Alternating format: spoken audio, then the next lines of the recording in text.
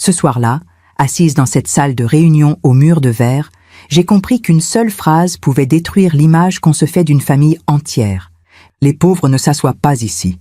Elle avait dit cela en portugais, avec un sourire, devant 15 personnes, devant le directeur général, devant les avocats, devant mon fils. 25 millions d'euros étaient sur la table ce jour-là. Mais ce qui s'est brisé n'avait pas de prix. Je m'appelle Bérénice Hauterive. J'ai 58 ans. Et voici une histoire que j'ai gardée en silence bien trop longtemps. Non pas par honte, mais par dignité.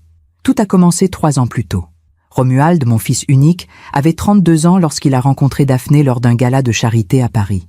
Elle était belle, enjouée, brillante en société. Elle parlait 5 langues, portait des robes signées et savait exactement quoi dire pour plaire. Moi, j'avais souri poliment lors du dîner où il me l'a présentée. Elle m'avait serré dans ses bras avec chaleur. « Madame Hauterive, quel plaisir! Romuald m'a tellement parlé de vous. » J'avais remarqué ses ongles parfaits, ses cheveux lissés au millimètre, le parfum coûteux, tout était calculé. Mais Romuald était amoureux. Et moi, j'étais sa mère. Alors j'ai souri. J'ai dit « Bienvenue, ma chérie ». Ce soir-là, en rentrant chez moi dans mon appartement silencieux du 7e arrondissement, j'ai posé mon sac sur la console en marbre. J'ai retiré mes boucles d'oreilles, celles que ma propre mère m'avait offertes à mes 20 ans, et je les ai regardées briller sous la lumière douce du lustre.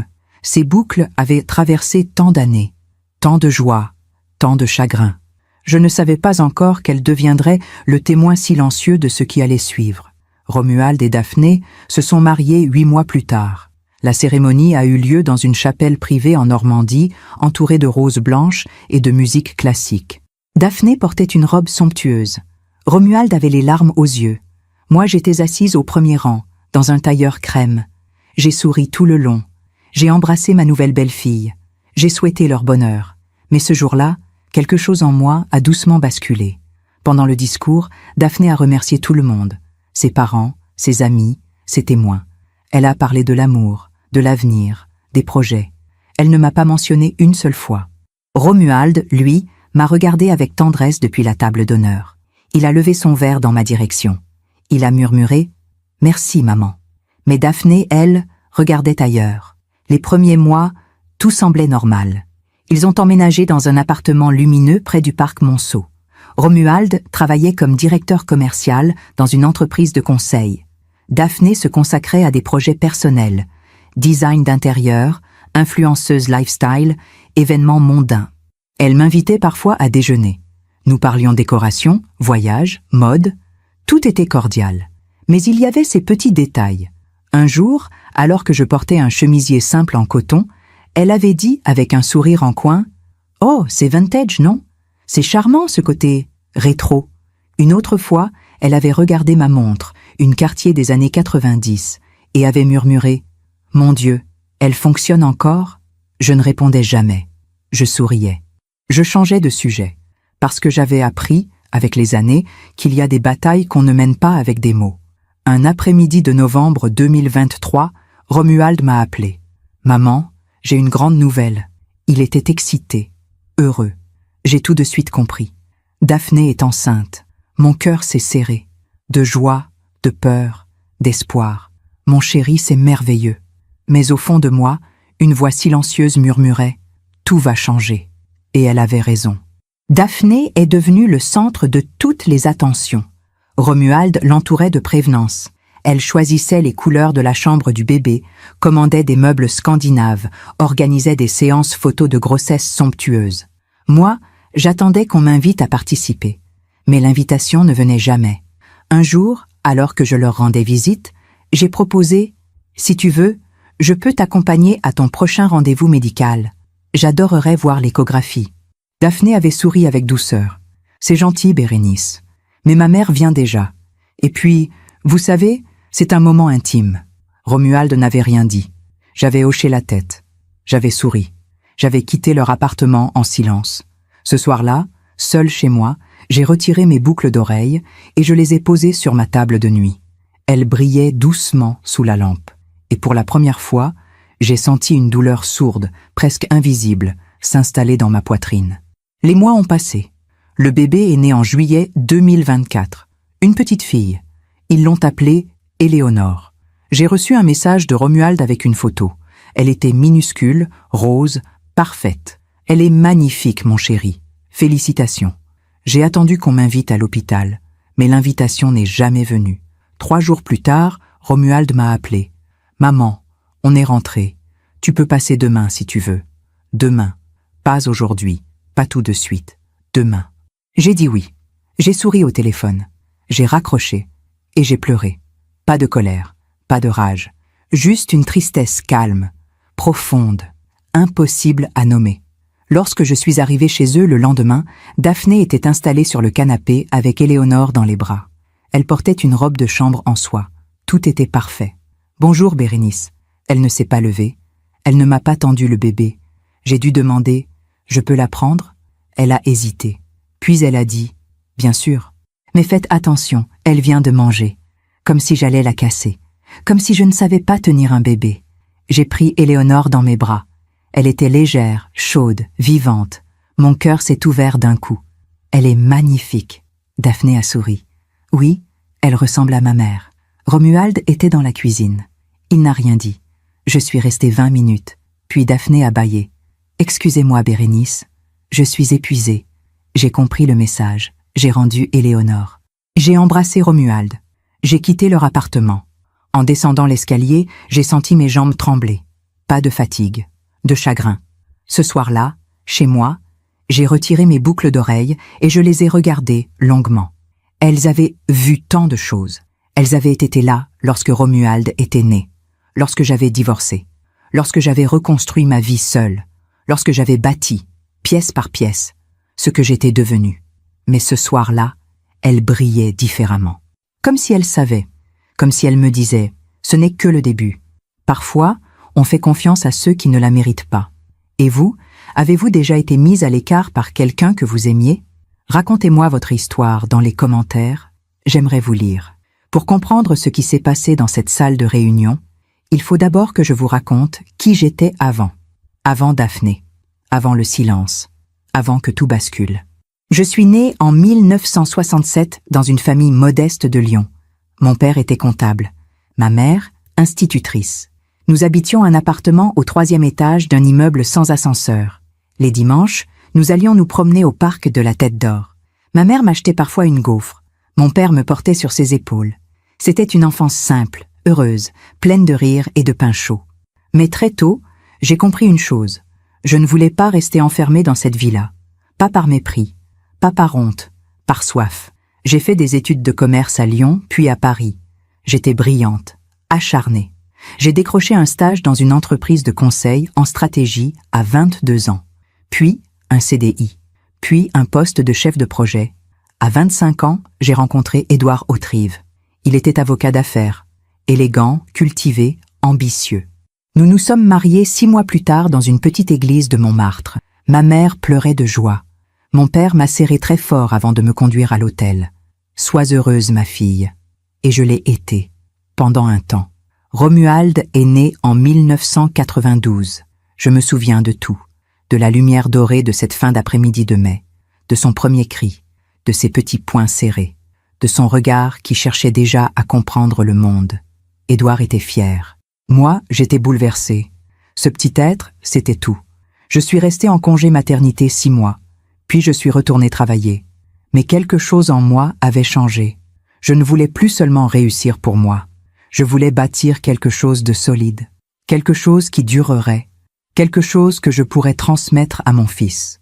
En 1998, avec 2 associés, j'ai créé une société de conseil en transformation digitale. Nous étions 3. Un bureau minuscule, 3 ordinateurs, une ligne téléphonique. Édouard trouvait cela ridicule.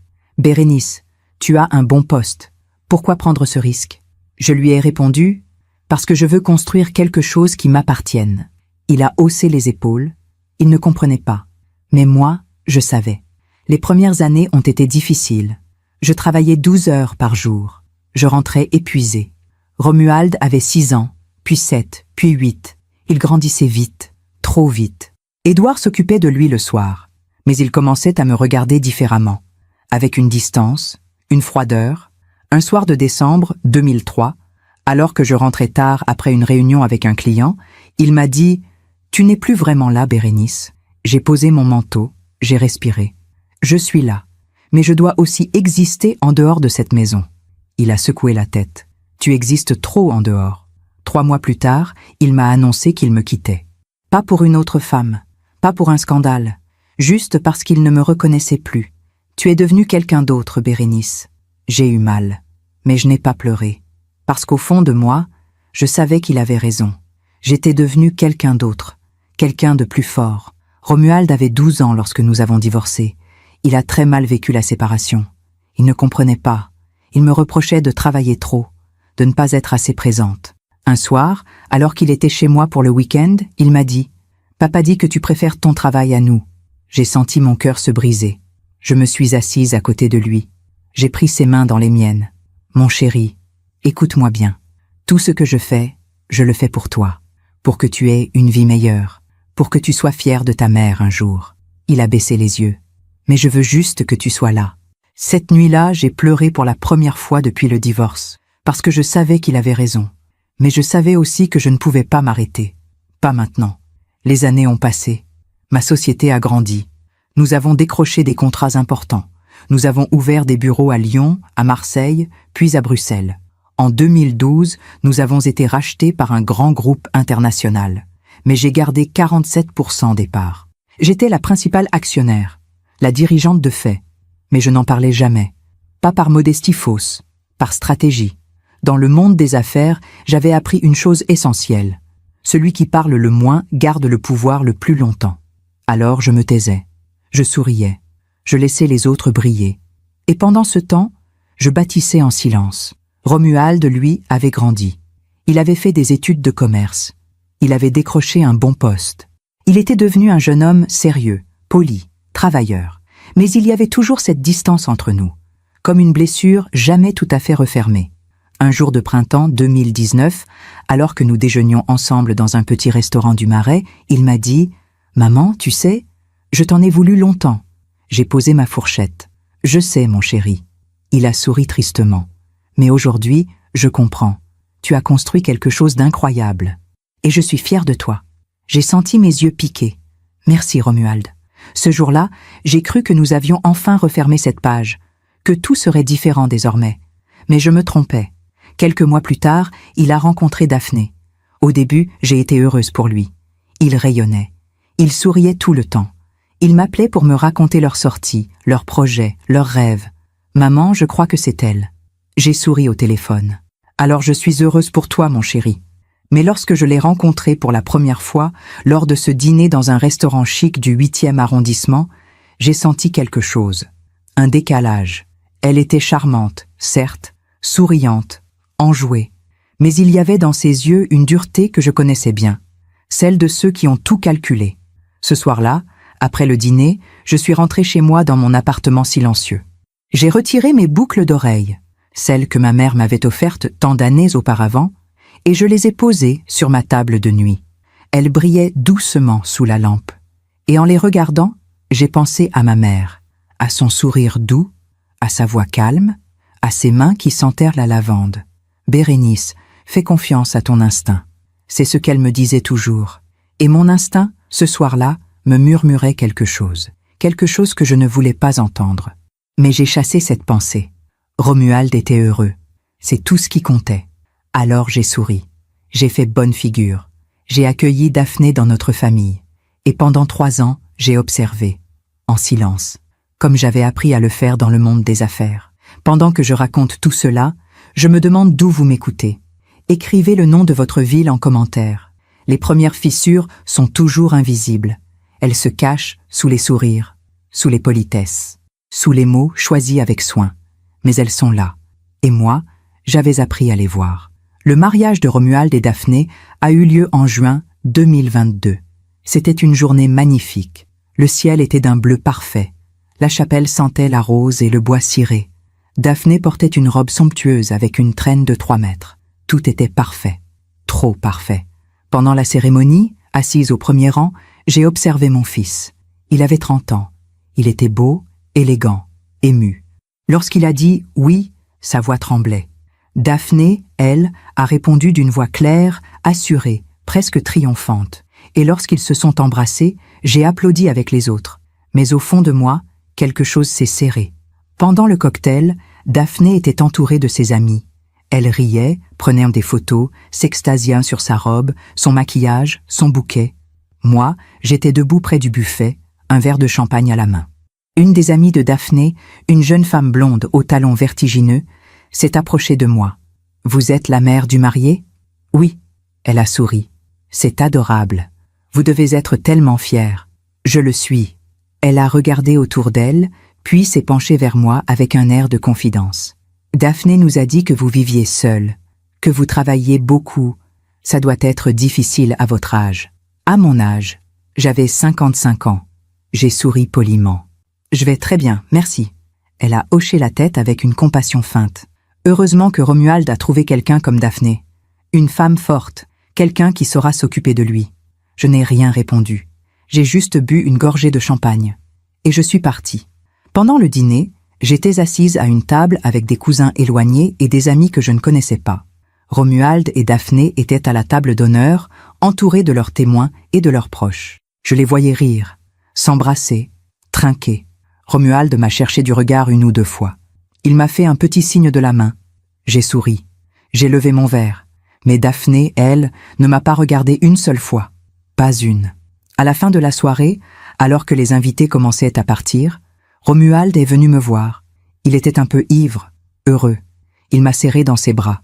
« Merci d'être là, maman. »« Toujours, mon chéri. » Il a reculé, m'a regardé avec tendresse. « Je sais que ce n'est pas toujours facile entre Daphné et toi, mais ça va s'arranger. Elle est juste... Elle a besoin de temps pour te connaître. » J'ai hoché la tête. « Je comprends. » Il m'a embrassé sur le front. « Je t'aime, maman. »« Moi aussi, mon chéri. » En rentrant chez moi cette nuit-là, seule dans ma voiture, j'ai senti les larmes monter. Pas de tristesse, de lucidité. Parce que je savais. Je savais que Daphné ne voulait pas me connaître. Elle voulait m'effacer. Les mois suivants ont confirmé ce que je pressentais. Romuald et Daphné sont partis en voyage de noces 3 semaines. Bali, Singapour, Tokyo, ils publiaient des photos sur les réseaux sociaux. Tout était parfait. À leur retour, je les ai invités à dîner chez moi. Daphné a accepté avec un sourire poli. « Avec plaisir, Bérénice. Jamais maman. Jamais belle maman. Toujours Bérénice. » Comme si j'étais une collègue, une connaissance lointaine. Le soir du dîner, j'avais préparé un repas simple, mais élégant. Saumon fumé en entrée, risotto aux champignons, tarte tatin maison en dessert. J'avais mis la table avec soin. Nappe blanche, couverts en argent, verre en cristal. Mes boucles d'oreilles brillaient doucement sous la lumière du lustre. Lorsqu'ils sont arrivés, Romuald m'a embrassé chaleureusement. « Ça sent délicieux, maman. » Daphné, elle, a jeté un regard circulaire sur l'appartement. C'est charmant. Un peu rétro, mais charmant. Rétro. Mon appartement du 7e arrondissement. 120 mètres carrés. Vue sur les toits de Paris. Meubles anciens soigneusement choisis au fil des années. Rétro. J'ai souri. Merci. Installez-vous, je vous sers l'apéritif. Pendant le dîner, j'ai posé des questions sur leur voyage, sur leurs projets, sur leur nouvelle vie. Romuald répondait avec enthousiasme. Daphné, elle, mangeait en silence, jetant parfois un regard distrait sur son téléphone. À un moment, j'ai dit « Et professionnellement, Daphné, tu continues tes projets en design d'intérieur ?» Elle a levé les yeux de son assiette. « Oh, vous savez, Bérénice, je ne travaille pas vraiment. Pas comme vous. Moi, je préfère me consacrer à des choses qui ont du sens. La créativité, l'esthétique. Pas juste gagner de l'argent. Pas juste gagner de l'argent. » Romuald a toussé. Daphné, elle a souri innocemment. « Quoi ? Je ne dis rien de méchant. C'est juste que nous n'avons pas la même vision du travail, c'est tout. » J'ai posé ma fourchette calmement. « Tu as raison, nous n'avons pas la même vision. » Elle a souri, satisfaite, comme si elle venait de marquer un point. À la fin du repas, alors que je débarrassais la table, Daphné s'est levée. « Excusez-moi, je vais aux toilettes. » Romuald et moi sommes restés seuls dans le salon. Il s'est approché de moi, gêné. « Maman, je suis désolée. Elle ne voulait pas être blessante. C'est juste, elle est très directe, tu sais. »« Je sais, mon chéri. » Il a hésité. « Elle te trouve un peu... distante. Elle aimerait que tu sois plus chaleureuse avec elle. » J'ai regardé mon fils. Romuald, j'ai été chaleureuse, j'ai été polie, j'ai été accueillante, mais je ne peux pas forcer une relation qui ne vient pas naturellement. Il a baissé les yeux. Je sais, mais essaie encore, s'il te plaît. Pour moi, j'ai posé ma main sur la sienne. Je ferai toujours des efforts pour toi, mon chéri. Mais au fond de moi, je savais. Les efforts ne suffiraient jamais. Quelques semaines plus tard, en septembre 2022, Romuald m'a appelé. « Maman, on organise un dîner samedi prochain. Juste quelques amis. Tu veux venir ?» Mon cœur s'est ouvert. « Avec plaisir, mon chéri. »« Super, je t'envoie l'adresse. » Ce soir-là, j'ai choisi une robe sobre mais élégante. J'ai mis mes boucles d'oreilles. Je me suis regardée dans le miroir et j'ai pensé « peut-être que tout va s'arranger ?» En arrivant chez eux, j'ai sonné à la porte. Romuald a ouvert avec un grand sourire. « Maman, entre !» L'appartement était rempli de gens. Une dizaine de personnes. Musique douce. Rire. Verre de vin. Daphné était au centre du salon, entourée d'amis. Elle portait une robe magnifique. Lorsqu'elle m'a vue, elle s'est approchée. « Bérénice !» Quelle surprise! Quelle surprise! Alors que Romuald m'avait invité, j'ai souri. « Bonsoir Daphné. » Elle m'a fait la bise, rapidement, sans chaleur. « Installez-vous. Il y a du vin dans la cuisine. » Puis elle est repartie vers ses amis. Romuald était déjà occupé avec d'autres invités. Je me suis retrouvée seule, debout dans le couloir, avec mon sac à main. Personne ne m'a parlé. Personne ne m'a présenté. J'ai bu un verre de vin, puis un autre. Et au bout d'une heure, j'ai quitté discrètement l'appartement. Romuald m'a envoyé un message le lendemain. « Désolée maman, j'étais débordée hier soir. J'espère que tu as passé une bonne soirée. » J'ai répondu « Très bonne soirée mon chéri, merci. » Mais ce soir-là, en retirant mes boucles d'oreilles, j'ai pleuré. Pas de rage, de solitude. 3 mois plus tard, en novembre 2023, Romuald m'a annoncé que Daphné était enceinte. Et tout a changé. Définitivement. Je me demande encore si j'aurais dû parler plus tôt. Dire ce que je ressentais. Poser des limites. Et vous? Avez-vous déjà gardé le silence pour préserver la paix? Dites-le-moi en commentaire. Il y a des moments dans la vie où l'on choisit de ne pas voir. Pas par lâcheté. Par amour, parce qu'on espère encore que tout va s'arranger, que le temps va adoucir les angles, que la famille va retrouver son équilibre. Mais parfois, le silence ne sauve rien. Il ne fait qu'aggraver la blessure. Lorsque Romuald m'a annoncé la grossesse de Daphné en novembre 2023, j'ai senti mon cœur se serrer et s'ouvrir en même temps. Un bébé, mon premier petit enfant. J'ai imaginé les dimanches ensemble, les promenades au parc, les histoires du soir, les câlins, tout ce que j'avais rêvé de vivre en tant que grand-mère. Je suis tellement heureuse pour vous, mon chéri. Romuald était radieux. Merci, maman. On voulait te l'annoncer en personne, mais on était trop impatients. Mais c'était lui qui m'appelait, pas elle. Dans les semaines qui ont suivi, j'ai essayé de me rapprocher de Daphné. Je l'ai appelée pour prendre de ses nouvelles. « Bonjour Daphné, comment te sens-tu ?»« Ça va, merci. Un peu fatiguée, mais ça va. Tu as besoin de quelque chose ? Je peux passer t'apporter des courses ou... » « Non, non, c'est gentil. Ma mère s'occupe de tout. » Sa mère. Toujours sa mère. J'ai souri au téléphone. « D'accord, mais n'hésite pas, hein ? Je suis là. »« Oui, merci. Bon, je dois y aller. Bisous. » Et elle a raccroché. En décembre 2023, ils ont organisé une petite fête pour annoncer le sexe du bébé. Une gender reveal party, comme disait Daphné.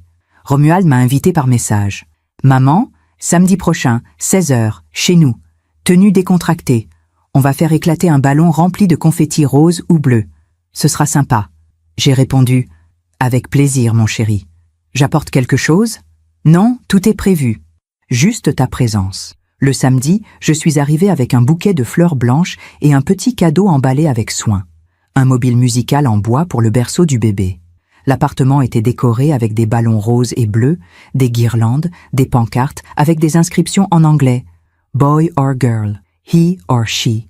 Il y avait une vingtaine de personnes, des amis de Daphné, des collègues de Romuald.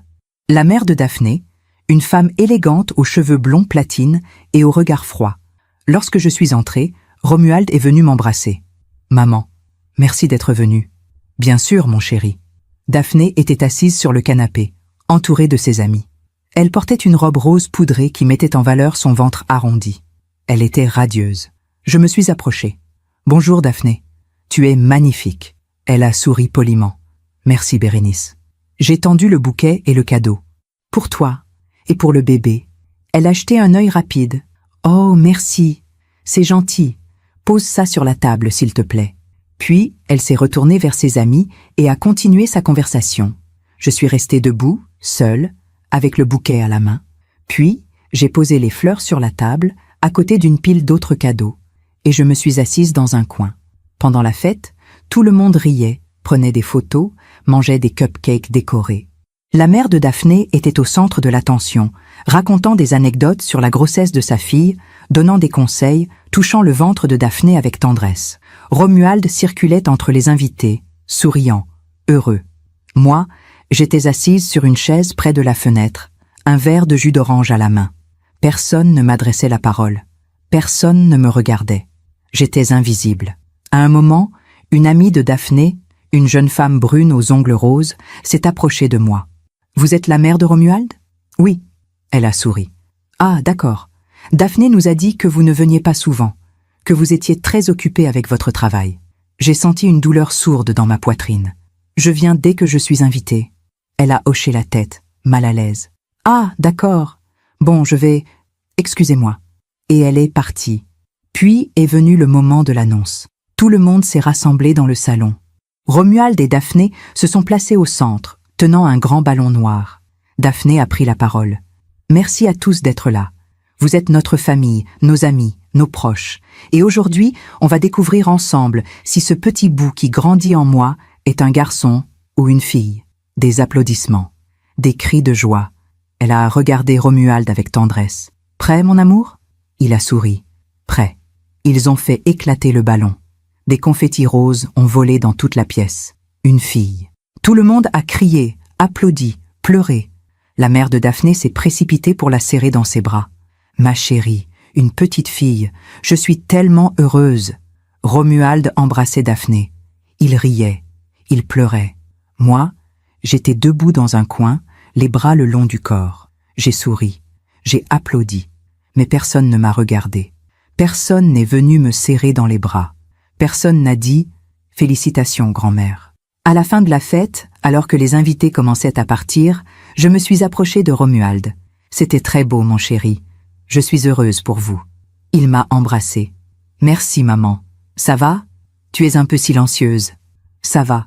Je suis juste fatiguée. » Il a hésité. « Tu restes dîner avec nous ?» J'ai jeté un œil vers Daphné. Elle était en train de ranger, entourée de sa mère et de ses amis. « Non, mon chéri, je vais y aller. Vous avez besoin de profiter de ce moment entre vous. » Il a hoché la tête, soulagé. « D'accord, je t'appelle demain. » « Entendu. » Je l'ai embrassé une dernière fois, puis je suis partie, sans dire au revoir à Daphné, sans dire au revoir à personne. En rentrant chez moi ce soir-là, j'ai conduit en silence. Les rues étaient désertes. Il pleuvait doucement. Les essuie-glaces faisaient un bruit régulier, hypnotique. Et tout à coup, je me suis mise à pleurer. Pas de sanglots. Juste des larmes silencieuses qui coulaient sans s'arrêter. Parce que je venais de comprendre quelque chose. Je n'étais pas la grand-mère de cet enfant. J'étais juste une invitée, une figurante dans leur vie. Une fois chez moi, j'ai retiré mon manteau. J'ai posé mon sac, j'ai enlevé mes chaussures. Puis, je me suis assise sur mon canapé, dans le noir. J'ai retiré mes boucles d'oreilles et je les ai tenues dans ma paume. Elles étaient froides. Et en les regardant, j'ai pensé à ma mère. Elle était morte 10 ans plus tôt, en 2013, paisiblement, dans son sommeil. Avant de partir, elle m'avait dit « Bérénice, tu es forte, mais n'oublie jamais que la force ne suffit pas. Il faut aussi savoir se battre. » Je ne comprenais pas à l'époque, mais ce soir-là, j'ai compris. Les mois suivants, j'ai continué à faire des efforts. J'appelais Romuald régulièrement. « Comment va Daphné ? » ?»« Bien. Elle est fatiguée, mais tout va bien. »« Et le bébé ? » ?»« Tout est parfait. On a choisi le prénom. »« Ah bon ?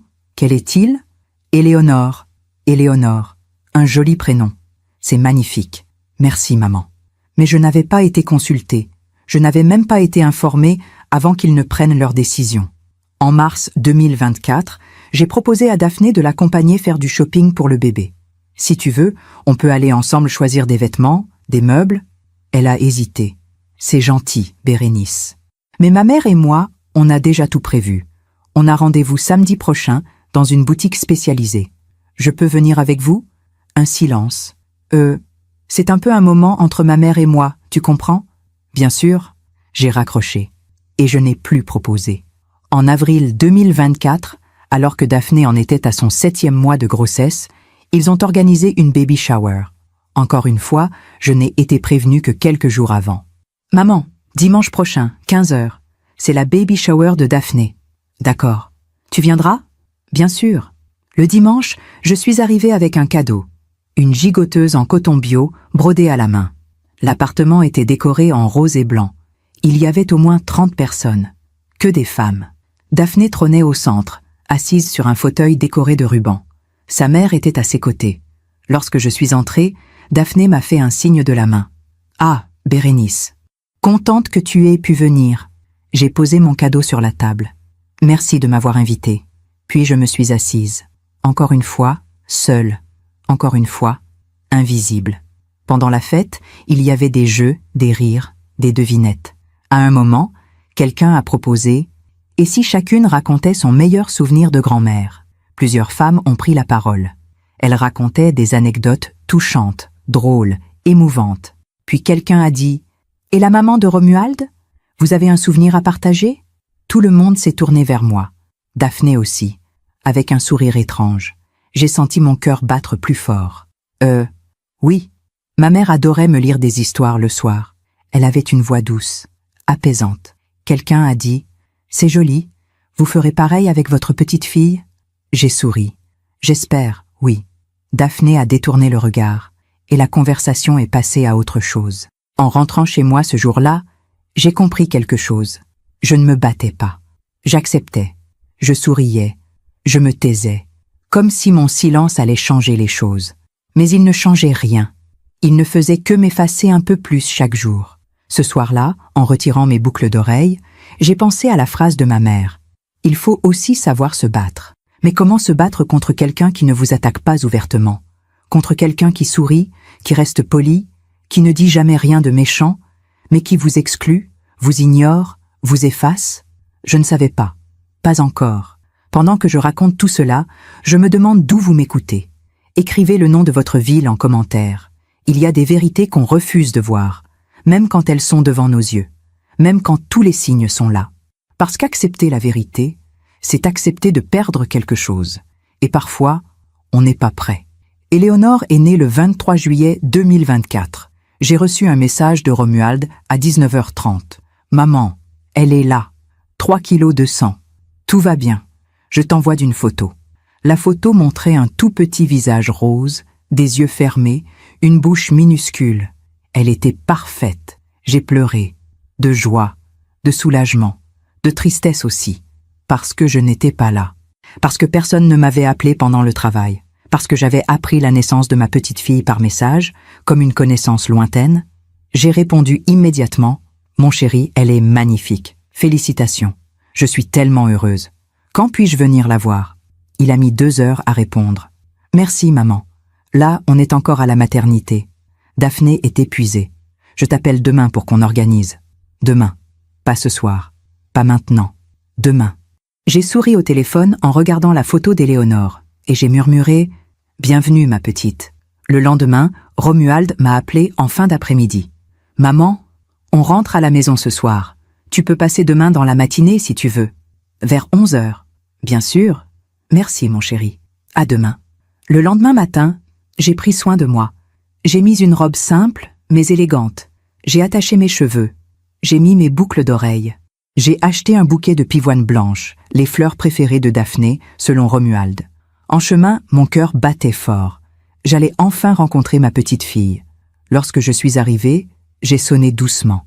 Romuald a ouvert. Il avait les traits tirés, mais il souriait. « Maman, entre. » Il m'a embrassé rapidement. « Comment va Daphné ? » « Fatiguée, mais elle va bien. » Je suis entrée. L'appartement sentait le lait, le talc, la fatigue. Daphné était assise sur le canapé, Éléonore dans les bras. Elle portait un pyjama en soie. Ses cheveux étaient attachés en chignon. Elle avait l'air épuisée. Je me suis approchée doucement. « Bonjour Daphné, comment te sens-tu » Elle a levé les yeux. « Épuisée, mais ça va. » J'ai tendu le bouquet. « Pour toi. » Elle a jeté un œil distrait. « Merci, Romuald. Tu peux les mettre dans l'eau? Puis elle a baissé les yeux vers Éléonore. Je suis restée debout, mal à l'aise. Elle est magnifique. Oui. Un silence. Puis j'ai dit avec précaution, « Je peux la prendre ?» Daphné a hésité. Elle vient de manger. Elle va peut-être régurgiter. Je ferai attention. Elle a soupiré. D'accord, mais faites attention à sa tête. Comme si je ne savais pas tenir un bébé. Comme si je n'avais jamais été mère. J'ai pris Éléonore dans mes bras. Elle était si petite, si légère, si chaude. Elle a ouvert les yeux une seconde. Des yeux bleus, immenses. Mon cœur a fondu. « Bonjour ma chérie. Je suis ta grand-mère. » Daphné a dit d'une voix sèche. Elle ne comprend pas encore Bérénice. J'ai souri. Je sais, mais elle entend ma voix. Daphné n'a pas répondu. Je suis restée 20 minutes. Pendant tout ce temps, Daphné a gardé les yeux sur moi, comme si elle surveillait chacun de mes gestes. À un moment, Éléonore a commencé à pleurer. Immédiatement, Daphné s'est levée. « Donnez-la-moi, elle a faim. Je peux la bercer un peu avant... » « Non, donnez-la-moi. » J'ai rendu Éléonore. Daphné l'a prise contre elle, s'est rassise, a sorti son sein et a commencé à allaiter. Romuald est entré dans le salon avec un café. « Tout va bien ?» Daphné a dit sans me regarder. « Oui, mais je suis fatiguée. J'ai besoin de me reposer. » Romuald m'a regardé avec gêne. « Maman, j'ai compris. »« Bien sûr, je vais y aller. Repose-toi, Daphné. » Elle n'a même pas levé les yeux. « Merci. » En partant, Romuald m'a accompagnée jusqu'à la porte. « Désolée, maman. Elle est vraiment épuisée. Les nuits sont difficiles. »« Je comprends, mon chéri. » Il a hésité. « Tu pourras revenir bientôt, dans quelques jours. »« D'accord. Merci d'être passé. » Je l'ai embrassé. « Prends soin de toi et d'elle. » Promis. En rentrant chez moi, je n'ai pas pleuré. Je me sentais juste vide, comme si quelque chose en moi s'était éteint. Les semaines suivantes, j'ai essayé de voir Éléonore régulièrement. Mais à chaque fois, c'était la même histoire. « Maman, pas aujourd'hui. Daphné a besoin de repos. Maman, pas ce week-end, on a de la visite. Maman, elle est malade. Ce n'est pas le bon moment. » Toujours une excuse. Toujours un report. Un jour de septembre 2024, j'ai croisé par hasard une ancienne collègue dans un café du Marais. Nous avons discuté. Elle m'a demandé des nouvelles. « Alors, Bérénice, comment va la vie ?»« Bien. Mon fils a eu une petite fille en juillet. »« Oh, comme c'est merveilleux, tu dois être aux anges !» J'ai souri. « Oui. Tu la vois souvent ?» J'ai hésité. « Pas autant que je voudrais. » Elle a froncé les sourcils. « Pourquoi ? C'est compliqué. Ma belle-fille, elle a besoin de beaucoup de repos. » Elle m'a regardé avec compassion. « Bérénice, je vais te dire quelque chose. J'ai vécu la même situation avec ma belle-fille il y a 10 ans. Elle m'écartait. Discrètement. Poliment. Mais elle m'écartait. Et qu'est-ce que tu as fait ? Elle a soupiré. J'ai attendu. J'ai espéré. Et j'ai perdu 10 ans avec mes petits-enfants. Ne fais pas la même erreur que moi. Parle à ton fils. Pose des limites. J'ai hoché la tête. Mais je ne savais pas comment. En octobre 2024, Romuald m'a appelé. « Maman, on organise le baptême d'Éléonore le 12 octobre. » Le 12 octobre. Dans 5 jours. « D'accord. Merci de me prévenir. » Il a hésité. « Désolé, on aurait dû te le dire avant. Mais entre les préparatifs, le boulot, je comprends. Tu viendras ? Bien sûr. » Le jour du baptême, je suis arrivée à l'église avec un cadeau. Une médaille en or gravée avec le prénom d'Éléonore. L'église était remplie de monde. Au moins 50 personnes. La famille de Daphné était au premier rang. Moi, j'étais assise 3 rangs derrière. Pendant la cérémonie, j'ai regardé Éléonore dans sa robe blanche. Elle était si belle. Romuald la tenait avec fierté. Daphné souriait, radieuse. La marraine était une amie de Daphné. Le parrain, un cousin de Romuald. Pas moi. Je n'avais même pas été consultée. Après la cérémonie, il y a eu un cocktail dans un restaurant privé. J'étais assise à une table avec des gens que je ne connaissais pas. À un moment, la mère de Daphné a pris la parole. Je voulais remercier tout le monde d'être là aujourd'hui. Éléonore a tellement de chance d'être entourée de tant d'amour. Surtout de sa mamie, qui est déjà si présente dans sa vie. Elle parlait d'elle-même. Tout le monde a applaudi. Romuald a souri. Daphné aussi. Personne ne m'a regardé. Personne n'a dit « Et l'autre grand-mère ?» Ce soir-là, en rentrant chez moi, j'ai retiré mes boucles d'oreilles. Je les ai posées sur ma table de nuit. Et j'ai pleuré. Pas de colère, de lucidité. Parce que je venais de comprendre quelque chose. Je n'étais pas exclue par hasard. Je n'étais pas oubliée par négligence. J'étais effacée, volontairement, systématiquement. Le lendemain, j'ai pris une décision. J'ai appelé Romuald. « Mon chéri, il faut qu'on parle. » Il a semblé surpris. « De quoi ?»« De moi, de ma place dans la vie d'Éléonore. » Un silence. « Maman ? Non, écoute-moi. Je ne vois presque jamais ma petite fille. Je ne suis pas invitée aux moments importants. Je ne suis pas consultée. Je n'existe pas, Romuald. » Il a soupiré. « Maman, ce n'est pas vrai. Tu exagères. Daphné est juste très protectrice. Elle a besoin de temps. » « Combien de temps, Romuald ? Éléonore a déjà 3 mois. Et moi, je l'ai vue... Quoi ? 5 fois ? Je sais. Mais quoi ? Il s'est tu. Puis il a dit, doucement, « Maman, je vais lui parler, d'accord ? Je vais arranger les choses. » Merci, mon chéri. Mais au fond de moi, je savais. Il ne ferait rien. Parce qu'il avait choisi son camp. Et ce n'était pas le mien. 2 semaines plus tard, en novembre 2024, j'ai reçu un message de Romuald. « Maman, on a une réunion professionnelle importante demain. Une grosse négociation. Daphné veut y assister. Est-ce que tu pourrais garder Éléonore quelques heures ?» Mon cœur a bondi. « Bien sûr, avec plaisir. »« Super. On te la dépose vers 14 heures. On la récupère vers 18 heures. »« Parfait. » Le lendemain, lorsqu'ils sont arrivés, j'ai ouvert la porte avec un grand sourire. Romuald portait un costume sombre. Daphné, un tailleur noir impeccable. Elle tenait Éléonore dans ses bras. « Bonjour, Bérénice. »« Bonjour. Entrez. » Daphné est entrée, a regardé autour d'elle d'un air critique. « Vous avez tout ce qu'il faut ? Un transat ? Des biberons ? » J'ai acheté un transat hier, et j'ai préparé un coin avec des jouets. Elle a haussé les sourcils. « Des jouets ? Elle a 4 mois, Bérénice. Elle ne joue pas encore. »« Je sais, mais j'ai acheté des hochets, des peluches. » Elle a soupiré. « Bon, voilà ces biberons. 3, 1 toutes les 2 heures. Pas plus chaud que 37 degrés. Vous avez un thermomètre ? Oui. Et surtout, ne la laissez pas pleurer trop longtemps. Si elle pleure, prenez-la, bercez-la, chantez, comme si je ne savais pas. D'accord. » Elle m'a tendu Éléonore avec réticence. On revient vers 18 heures. Pas de problème. Romuald m'a embrassé. Merci, maman. Et ils sont partis. Seule avec Éléonore, j'ai ressenti une joie immense. Enfin, elle était à moi. Je l'ai bercée. Je lui ai chanté des chansons. Je lui ai raconté des histoires. Elle me regardait avec ses grands yeux bleus. Et pour la première fois depuis longtemps, j'ai senti mon cœur s'ouvrir. Mais ce que je ne savais pas encore, c'est que cette réunion professionnelle allait tout changer. Parce que ce jour-là, Daphné allait commettre une erreur. Une erreur qu'elle ne pourrait jamais effacer. Je me demande encore si j'ai fait le bon choix en gardant le silence si longtemps. Et vous ? Avez-vous déjà été exclu d'une famille que vous aimiez ? Racontez-moi en commentaire. Ce qui s'est passé ce jour de novembre 2024 a changé ma vie. Pas parce que j'ai voulu me venger, mais parce que la vérité a éclaté toute seule.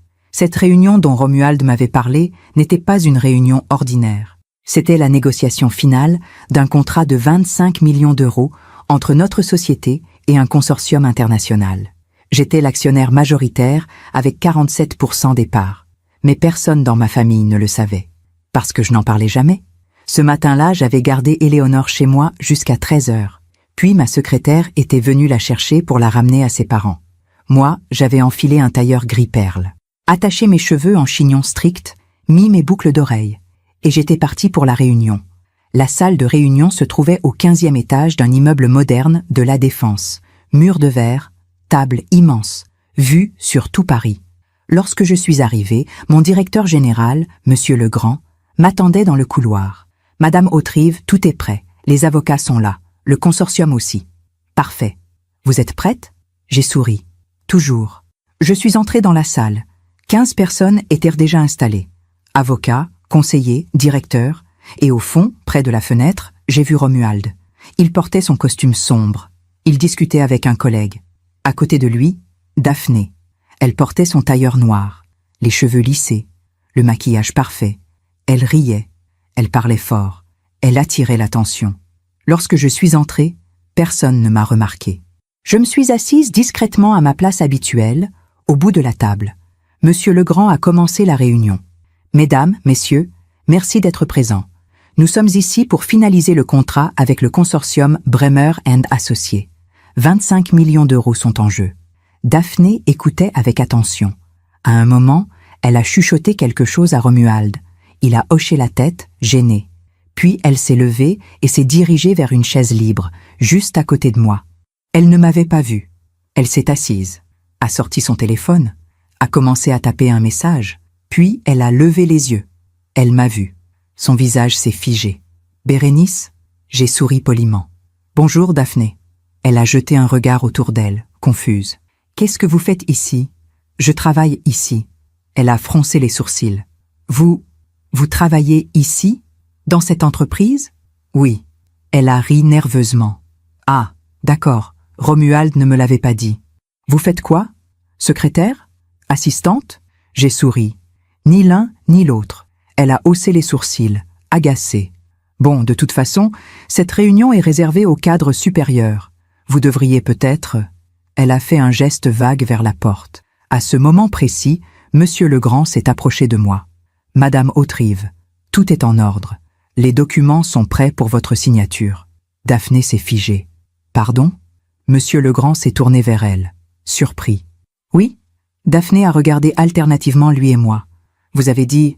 Madame Hauterive ?»« Oui. » Elle a pâli. « Mais… c'est elle ?»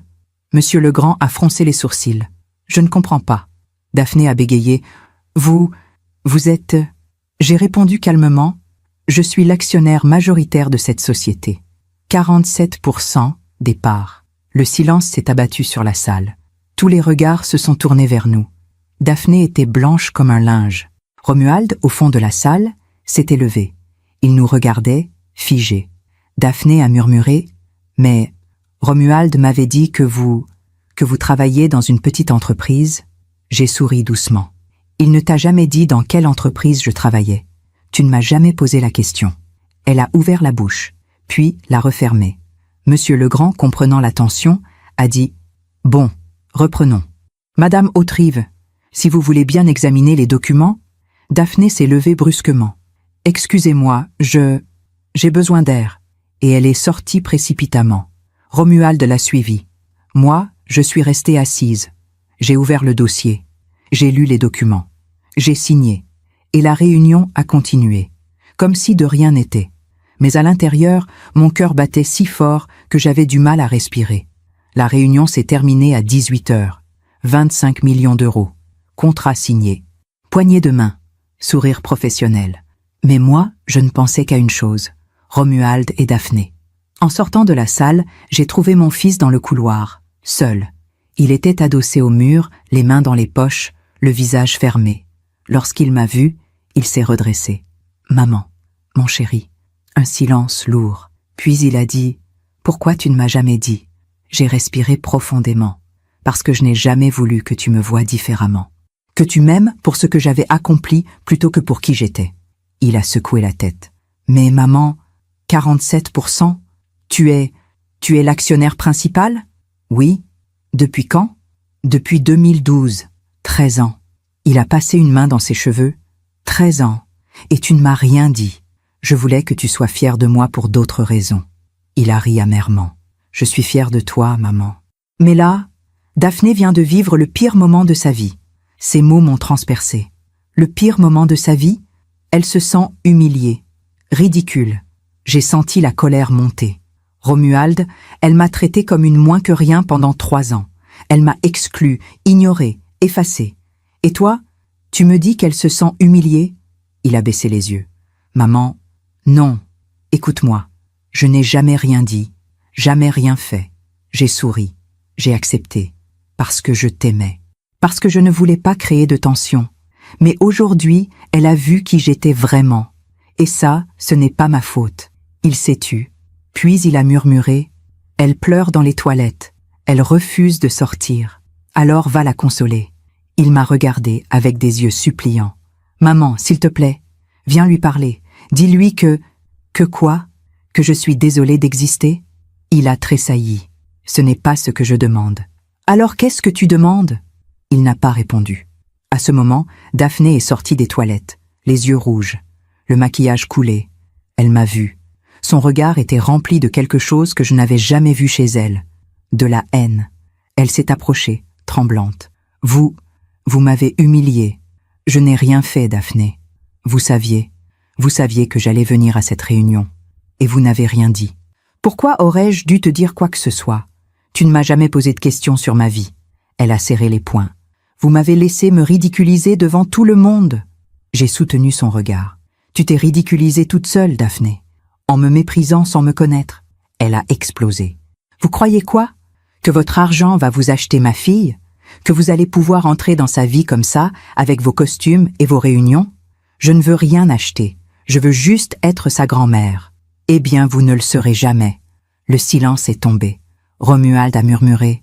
Daphné. Elle s'est tournée vers lui. Romuald, choisis. Elle ou moi. Il a pâli. Daphné, c'est ma mère. Je m'en fiche. Elle nous a menti. Elle nous a humiliés. Je refuse qu'Éléonore grandisse avec une grand-mère comme ça. J'ai senti mes jambes trembler. Mais je suis restée debout, droite, digne. Romuald m'a regardée. Et dans ses yeux, j'ai vu quelque chose se briser. Maman, choisis mon chéri. Il a fermé les yeux. Puis il a pris la main de Daphné. Je suis désolée. Ces 3 mots ont tout dit. Je n'ai pas pleuré. Je n'ai pas crié. J'ai juste hoché la tête. Je comprends. Puis je suis partie. En rentrant chez moi ce soir-là, j'ai conduit dans un brouillard complet. Les rues défilaient. Les lumières de Paris brillaient. Mais moi, je ne voyais rien. Une fois chez moi, j'ai retiré mon tailleur. J'ai enlevé mes chaussures. J'ai retiré mes boucles d'oreilles. Et je les ai posées sur ma table de nuit. Elles brillaient doucement sous la lampe, comme toujours. Mais cette fois, elles ne me consolaient pas. Cette nuit-là, j'ai pleuré. Pour la première fois depuis des années, j'ai pleuré sans retenue, parce que j'avais tout perdu. Mon fils, ma petite fille, ma famille. Mais au fond de moi, une petite voix murmurait quelque chose. Une phrase que ma mère m'avait dite il y a longtemps. La vie finit toujours par rendre ce qu'on lui donne. Je ne savais pas encore que cette phrase allait devenir réalité. Mais elle l'est devenue. Qu'auriez-vous fait à ma place? Auriez-vous parlé? Gardé le silence? Dites-le-moi en commentaire. Les jours suivants ont été les plus difficiles de ma vie. Pas à cause de la douleur, mais à cause du silence. Romuald ne m'a pas appelé. Pas un message, pas un mot. Comme si je n'existais plus. J'ai continué à travailler, à vivre, à respirer. Mais une partie de moi était morte. 15 jours après la réunion, début décembre 2024, j'ai reçu un courrier recommandé. Une lettre d'avocat. Daphné demandait une ordonnance de restriction. Elle ne voulait plus que je m'approche d'Éléonore. J'ai lu la lettre 3 fois. Puis je l'ai posée sur ma table. Et j'ai compris quelque chose. Je ne me battrais pas. Pas parce que j'abandonnais, mais parce que je refusais de forcer ma place dans une vie où je n'étais pas désirée. J'ai appelé mon propre avocat. « Madame Autrive, nous pouvons contester. Vous avez des droits. » « Non. Mais je ne veux pas qu'Éléonore grandisse au milieu d'une guerre. Si un jour elle veut me connaître, elle me trouvera. Mais je ne me battrai pas contre sa mère. » Il a hésité. « Vous en êtes sûre? » ?»« Certaine. » J'ai signé les papiers. J'ai renoncé. Non pas à Éléonore, mais à la bataille. 2 semaines plus tard, juste avant Noël, j'ai reçu un message de Romuald. « Maman, je sais que c'est compliqué, mais je voulais te dire, merci d'avoir accepté. Daphné va mieux maintenant. » J'ai lu ce message 5 fois. Daphné va mieux. Pas « tu nous manques », pas « on regrette ». Juste « Daphné va mieux ». J'ai répondu « prends soin d'Éléonore ». Et je n'ai plus rien écrit. Noël 2024 est arrivé. Pour la première fois depuis 33 ans, j'étais seule. Pas d'arbre, pas de décoration, pas de réveillon. Juste moi, un livre et mes boucles d'oreilles sur la table de nuit. Mais ce soir-là, j'ai pris une décision. Je ne vivrai plus dans l'attente. Je ne vivrai plus dans la douleur. J'ai décidé de voyager, de voir le monde, de vivre pour moi. J'ai réservé un billet pour le Japon. Départ en janvier 2025. 3 semaines. Seule, libre. Et en fermant mon ordinateur ce soir-là, j'ai murmuré. La vie finit toujours par rendre ce qu'on lui donne. Je ne savais pas encore que ces mots allaient devenir réalité. Mais ils l'ont fait, plus vite que je ne l'imaginais.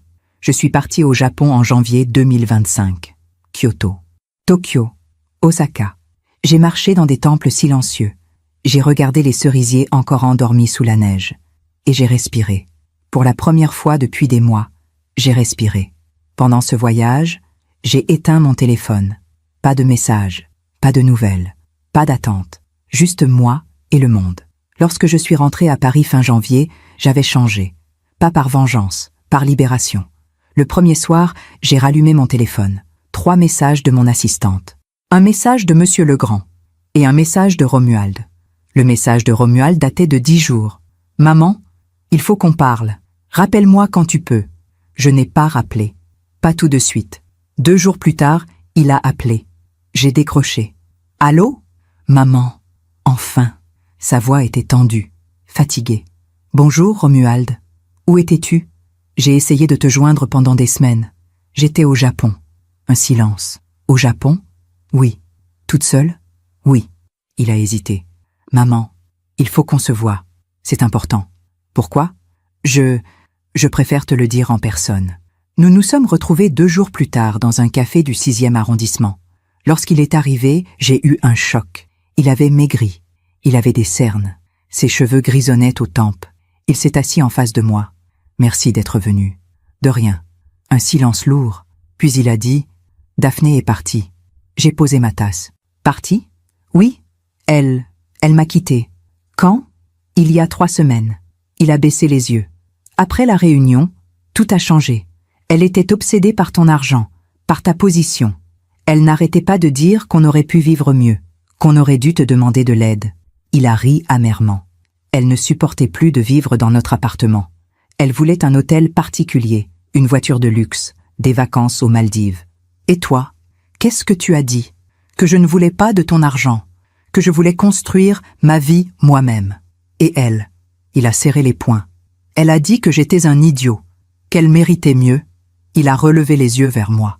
Elle a rencontré quelqu'un, un promoteur immobilier, plus âgé, plus riche. Et Éléonore, sa voix s'est brisée. Elle l'a emmenée. Je ne la vois qu'un week-end sur 2. J'ai senti mon cœur se serrer. Pas de joie, de pitié. Romuald, maman, j'ai tout gâché. J'aurais dû t'écouter. J'aurais dû te défendre. Il a pleuré. Pour la première fois depuis qu'il était enfant, mon fils a pleuré devant moi. J'ai tendu ma main. Il l'a prise. Maman, pardon. Pardon pour tout. Je sais, mon chéri. Nous sommes restés silencieux longtemps.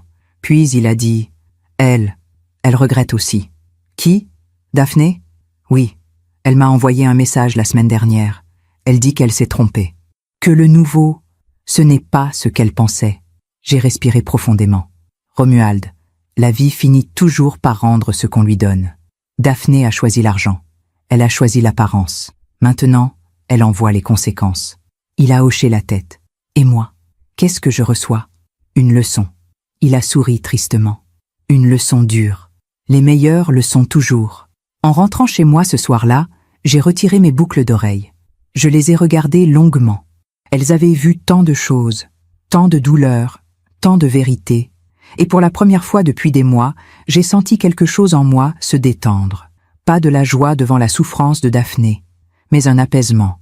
Une confirmation que la vie ne récompense jamais la cruauté. 2 semaines plus tard, Romuald m'a invité chez lui. Éléonore est là ce week-end. J'aimerais que tu la voies. Mon cœur a bondi. Tu es sûr ? Certain. Elle devrait connaître sa grand-mère. Lorsque je suis arrivée, Éléonore jouait sur un tapis. Elle avait 7 mois. Elle était magnifique. En me voyant, elle a souri. Je me suis agenouillée. « Bonjour, ma chérie. » Elle a tendu ses petites mains vers moi et je l'ai prise dans mes bras. Aujourd'hui, en ce mois de janvier 2025, je regarde en arrière et je comprends enfin. Romuald et moi avons reconstruit notre relation. Lentement, patiemment. Nous déjeunons ensemble tous les dimanches. Juste nous deux. Et Éléonore. Elle a 8 mois maintenant. Elle commence à babiller, à rire, à tendre les bras vers moi quand j'arrive. Et chaque fois que je la prends dans mes bras, mon cœur se remplit d'une joie que je croyais perdue à jamais. Daphné, elle, vit toujours avec son promoteur immobilier. D'après Romuald, elle n'est pas heureuse. L'homme est rarement là. Il voyage beaucoup. Il a d'autres priorités. Elle s'est retrouvée exactement là où elle m'avait mise. Seule, invisible, effacée. Elle a tenté de recontacter Romuald plusieurs fois. Je me suis trompée. Je veux qu'on réessaie. Mais il a refusé. Non pas par vengeance, par lucidité. Maman, j'ai compris quelque chose. On ne peut pas construire une famille sur l'apparence, sur l'argent, sur le regard des autres. Il m'a dit aussi qu'elle avait voulu me contacter. Elle voulait s'excuser. Et qu'est-ce que tu lui as répondu? Que ce n'était pas à moi de décider, que c'était ton choix. J'ai réfléchi longtemps. Puis j'ai dit, je ne veux pas d'excuses. Je veux juste la paix. Parce que j'ai appris quelque chose durant ces années difficiles. La dignité ne se négocie jamais. L'amour ne se force jamais. Et la famille ne se construit pas sur le silence et la soumission, mais sur le respect et la vérité.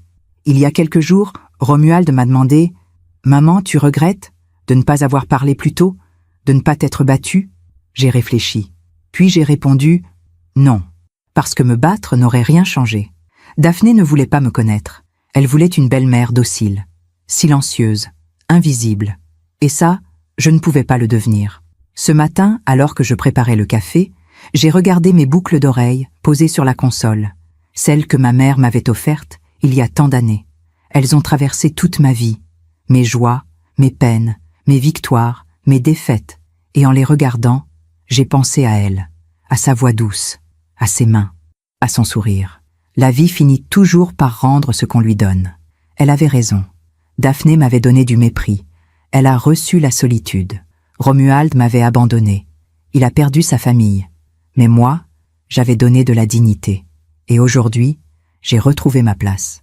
Pas par vengeance, pas par force, mais par patience. Si mon histoire peut aider ne serait-ce qu'une femme à comprendre qu'elle ne doit jamais s'effacer, qu'elle ne doit jamais renoncer à sa dignité, même face à ceux qu'elle aime, alors tout cela aura eu un sens, parce que nous méritons toutes d'être vues, d'être respectées, d'être aimées pour ce que nous sommes vraiment. Et personne n'a le droit de nous effacer. Aujourd'hui, je porte mes boucles d'oreilles avec fierté. Je serre Éléonore dans mes bras. Je déjeune avec Romuald. Et je sais que j'ai fait le bon choix. Pas celui de la guerre, mais celui de la vérité. Merci de m'avoir écouté jusqu'au bout. Si cette histoire a touché votre cœur, abonnez-vous et activez la cloche pour entendre d'autres femmes qui ont transformé la douleur en sagesse. Chaque jour, une femme, une leçon de vie. Partagez cette histoire avec quelqu'un que vous aimez. Parfois, une histoire change toute une journée. Que Dieu vous bénisse et à très bientôt.